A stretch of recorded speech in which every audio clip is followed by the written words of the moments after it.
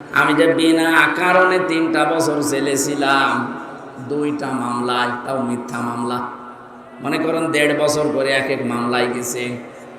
যার 165টা মামলা, তারও যদি 1.5 বছর করে রাখা হয় তো কব্বরে চলে যাবে।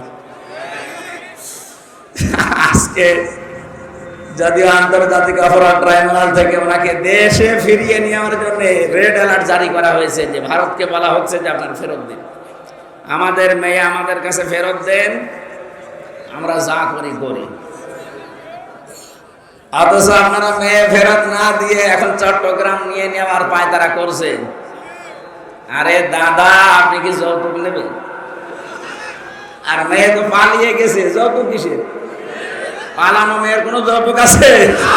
না, ও বিয়ে তো আমরা মানি না, খালি এতদিন স্বামী স্ত্রীর সম্পর্ক বলে কাটিয়েছে।